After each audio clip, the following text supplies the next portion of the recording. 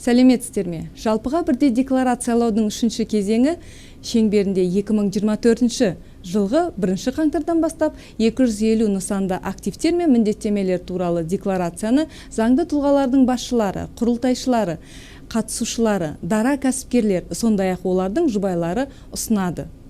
Декларацияны толтыру кезең ретінде 2024 жыл таңдалады. Бұл ретте мәліметтер 31 желтоқсан 2023 жылғы жағдай бойынша көрсетіледі. Бұл осы декларацияны ұсынудың ерекшелігі болып табылады.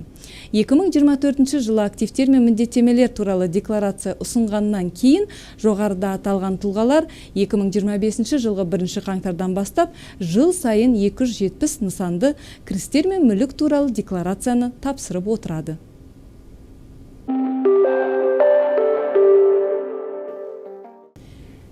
Резидент емес жеке тұлға және оның жұбайы 2024 жылғы 1 қаңтардан бастап салық заңнамасының 45 прим 1 бабындағы өзгерістерге сәйкес декларанттар тізімінен алынып тасталды. Яғни 2024 жылы 250 нысанды активтер мен міндеттемелер туралы декларацияны ұсыну бойынша осы адамдарда міндеттемелер пайда болмайды. Сонымен қатар салық кодексінің 217 бабын басшылыққа алу қажет. Мұнда салықтық резиденттікті айқындау негізгі шарттардың бірі Қазақстанда болу уақыты болып табылады. Бұл жағдайда резидент емес жеке тұлға мен оның жұбайы Қазақстан аумағында жылына 183 күннен көп болмайды. Сондықтан жалпыға бірдей декларациялау бойынша 250 нысанды декларацияны ұсыну міндеттемелері болмайды.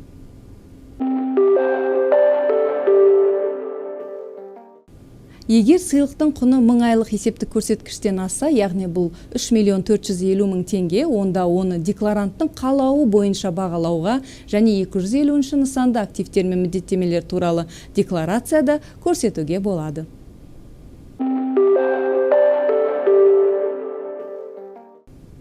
Азаматтар 3 жыл ішінде талап қою мерзімі шегінде қосымша декларация беру арқылы кез келген қателер мен дәлелсіздіктерді түзетуге құқылы. Бірақ жеке тұлғалар арасындағы қарыздар мен міндеттемелерді көрсету тек бастапқы декларацияда мүмкін екендігін ескертеміз. Яғни толықтырулар салық кодексінің 211 бабы 5 тармағы 7 тармақшасына сәйкес қабылданбайды.